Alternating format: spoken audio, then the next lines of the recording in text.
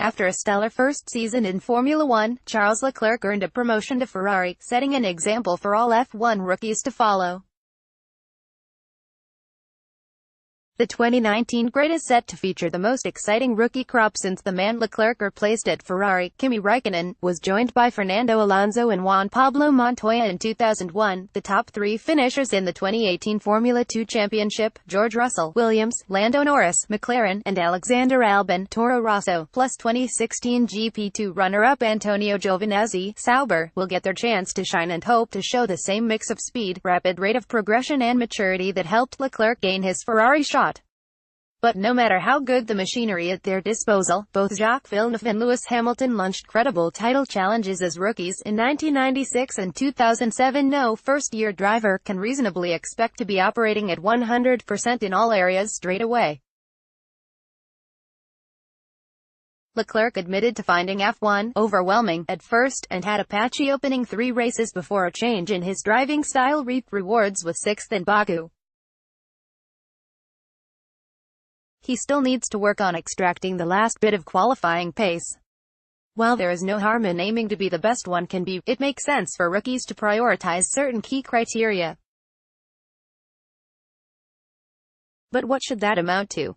Is mind management more important than outright speed? How important is it to build a good rapport with the team?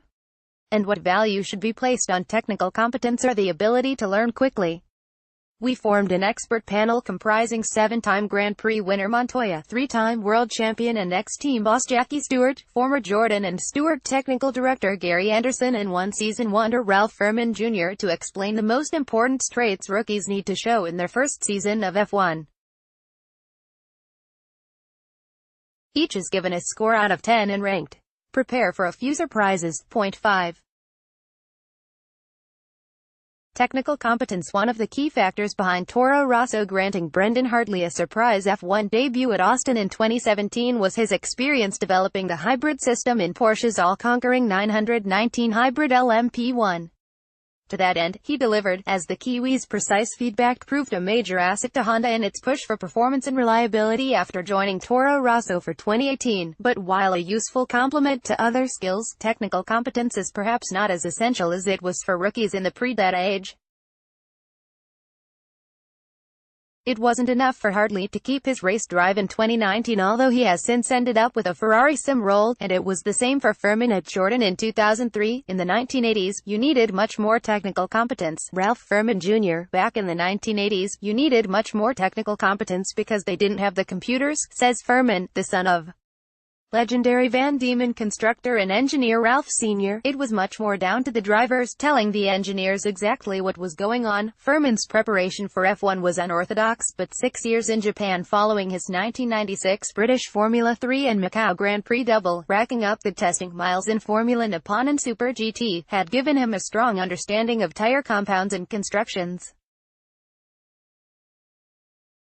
All of that was great in theory, but of little use in practice.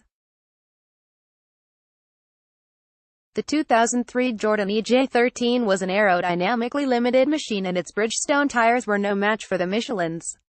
Furman struggled against experienced teammate Giancarlo Fisichella in the one-lap qualifying format, never managing higher than 14th at the Nürburgring, and with limited team funds to introduce upgrades, could not turn the tide.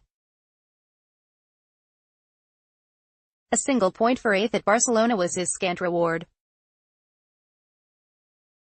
Montoya isn't a driver commonly credited for his technical prowess, but he had a good bank of knowledge from his time testing for Williams in 1998 and developing Chip Ganassi Racing's new Lola Toyota package-in kart by the time of his Grand Prix debut in 2001. Yet beyond giving his initial feedback, the Colombian was happy to leave the fine-tuning of the Williams FW23 to Tim Preston, who had engineered Damon Hill to the 1996 title. Because I don't spend the amount of hours that some other people spend on it, some people think I'm not as good or I don't care, but I just don't overthink anything, Montoya says. For me, things are never complicated. If it understeers, it understeers. What other thing do you need to fix? If I'm good on the entrance and put the power down good and it doesn't turn in the middle, you need to fix the middle. That's why they're called engineers. Montoya's attitude may be considered dismissive, but it reflects his stance that engineering knowledge should be considered a bonus part of the package for rookies, rather than an absolute necessity. The slower you are, the better technically you need to be, he says. If you're quick, everything else you can compensate. If you're not quick, you have to be very strong mentally, very good technically, and very good at everything. 4. Ability to learn quickly. Montoya's 2001 season was a roller coaster that typified his F1 career, but also showed an ability to identify weaknesses and learn from them that is fundamentally important for rookie drivers. At the beginning the testing was hard, he recalls. I remember my first few tests at Jerez. Ralf Schumacher was so quick at the beginning. He made my life miserable. It didn't get much better in his first 2 races. After a messy opening lap, Montoya retired in Australia when his BMW engine went pop, then aquaplaned off in monsoon conditions in Malaysia.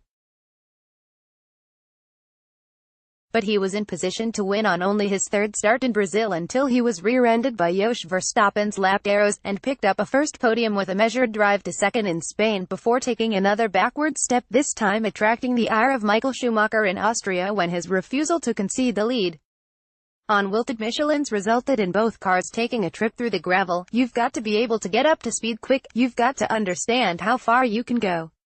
Juan Pablo Montoya under pressure following consecutive race-ending shunts in Monaco and Montreal. Montoya finished 2nd again at the Nürburgring, which proved to be a turning point.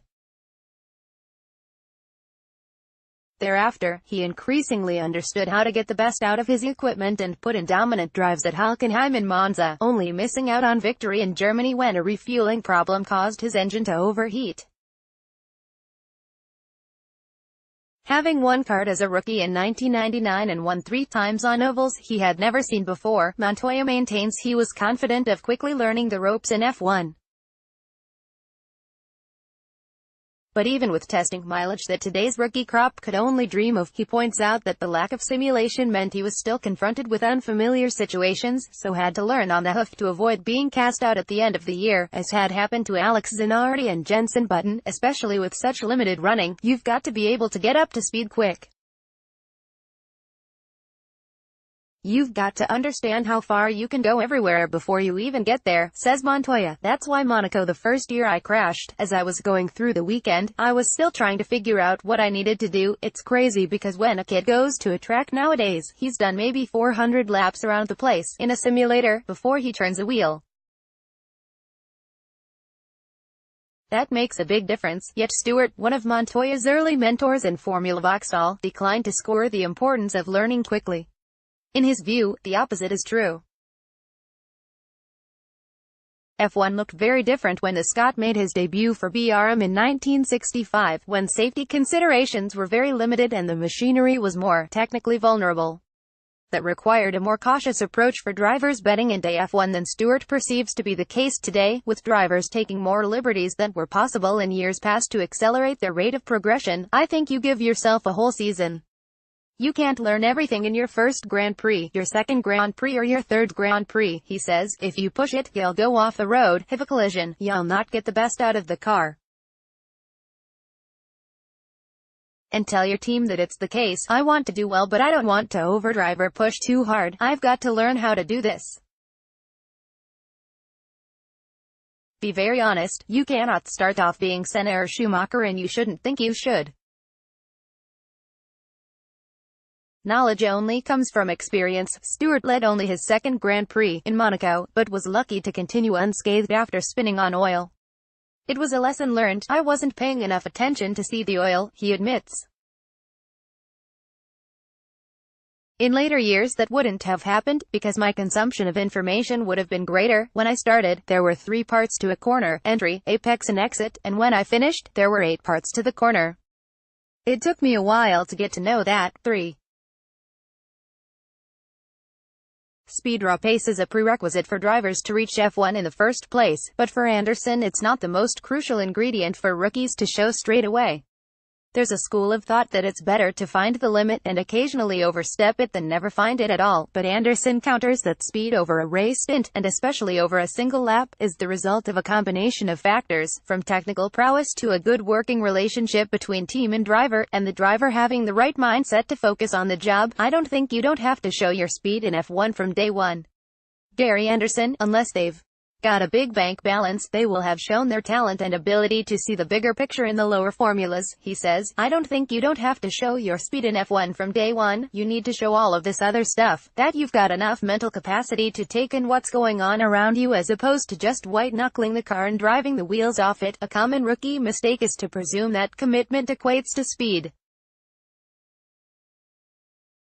While Takuma Sato could never be accused of lacking commitment in his debut season with Jordan in 2002, the Honda protege's impatience to find the limit meant he could often be found exploring the gravel traps rather than using practice to build up to the ultimate pace. Compared to Rubens Barrichello, who Anderson engineered as a rookie in 1993, the difference was telling. Takuma didn't have as much experience by any means, but he was always making mistakes because he would go out in try to be faster than his teammate, he says. He wasn't willing to wait, whereas Rubens would know that, at the end of that session, he could put all the bits together and make it happen. It's the little things. Driving a road car around a track with Rubens, it was a fingertip job. He was relaxed in what he was doing. He had mental capacity to spare. For Stewart, speed is a matter of sensitivity and smooth introductions to make it feel you're going slowly. Applying this philosophy, he was a revelation in 1965, finishing third in the World Championship behind Jim Clark and Graham Hill, with a victory at Monza to his credit. I was driven not to overdrive, he says. I was well lectured by BRM bosses, Tony Rudd and Raymond Mays, because I was a young puppy in their minds coming from Formula 3. I thought that I was doing the right thing by driving what I thought to be within my cautious limits. To get an F1 drive in those days in such a short period of time from F3 to F1 was almost unreal from a driver's point of view, and I was very conscious of my responsibilities. If you're too fast, then you're not going to be able to do it consistently and you've taken more out of the car and the tires. Overdriving is the biggest thing of all to avoid, too. Working with the team. One of the most common misconceptions in motorsport is that a truly special driver can transcend the capabilities of their car, when in reality all they can do is extract the limit from the package. To do that, a close working relationship with mechanics and engineers is crucial. Hamilton and before him Michael Schumacher have made it a key feature of their multiple title-winning campaigns with Mercedes and Ferrari respectively, but that's not to say it's any less important for rookies. Your mechanics are the ones who are sweating it out every night while you have other engagements to do, says Furman, explaining his maximum score. For a young driver coming in, he's got to build relationships within the team as early as he can, to have the mechanics or engineers want him to do well. Sir Jackie Stewart, they are the ones putting the hard work in to make sure the car is perfect for you to drive the next day.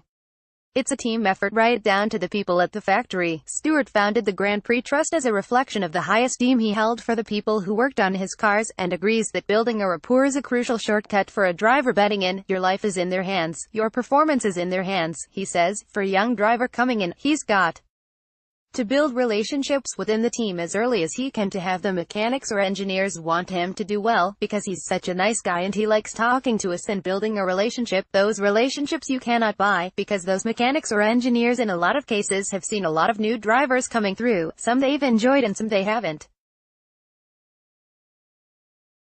They are going to be more helpful if they feel they're being well respected. Working with the team is a two-way street. Montoya points out that the theoretical quickest setup presented by the engineers won't always be suited to the driver's needs, and that the driver has to take responsibility for ensuring they are comfortable, but a willingness to discuss options can go a long way to building a productive relationship. Where Ralf Schumacher and Sato were opposed to compromise, Anderson found Barrichello prepared to listen to suggestions, which motivated him further to find solutions. I liked working with Ralf, but he was initially very hard on the car, reflects Anderson. There was no dividing line with Ralf. He would just get in the car and drive it flat out the way he wanted to drive it. You couldn't say to him, "Have you tried that?" Whereas with Rubens you could say that and he'd listen. He'd come into the pits and say, "I haven't got very good traction, the rear is snapping," or whatever, and by the time he stopped in the garage, if I didn't have a setup change to present to him, I felt inadequate. You would present it to him and he would say, "Yep, okay," or, "No, I think we need it stiffer on the front or softer there," and that's the relationship you build up. 1. Mind management. Stewart is unequivocal that mind management is the single most important thing to master for young drivers entering F1, which is reflected by his only maximum score. A top-class skeet shooter in his youth, Stewart's ability to remove emotion and drive in a calculated fashion was a key strength throughout his career, not least in foul conditions at the Nürburgring in 1968, but was especially evident on his first visit to Spa in 1965 when he finished second behind Clark. "It was torrential rain, as bad as it can get," he says. "As soon as we got on the podium, Jimmy said to me, 'Are you okay? If you can get in people's heads, 90% of the job is done.'" Montoya. During the race, he was frightened because I was not too far behind him. He kept thinking I was over my early abilities. We lapped the whole field, the two of us. Mind management can make or break rookies in F1.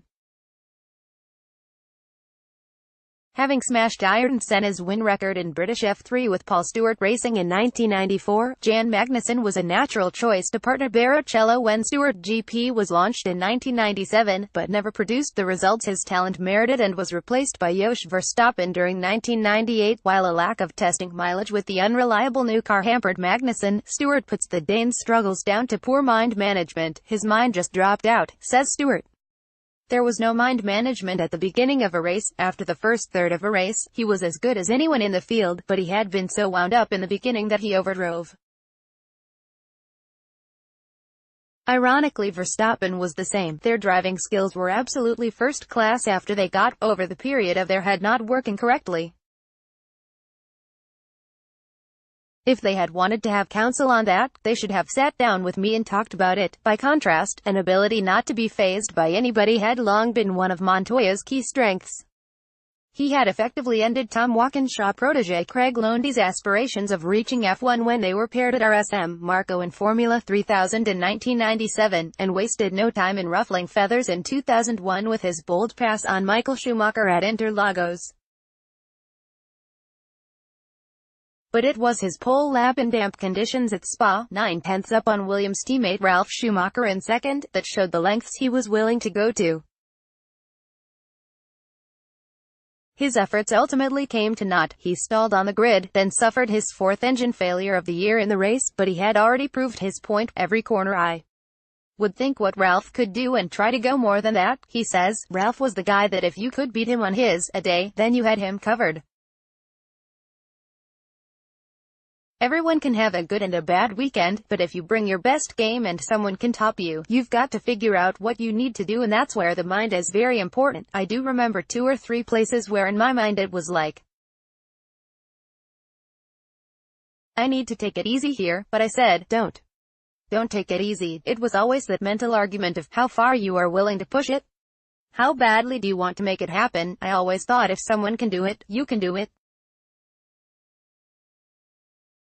If they tell you, Michael went flat through there, next thing you know, you've got to try it flat. The mental thing is the most important of everything.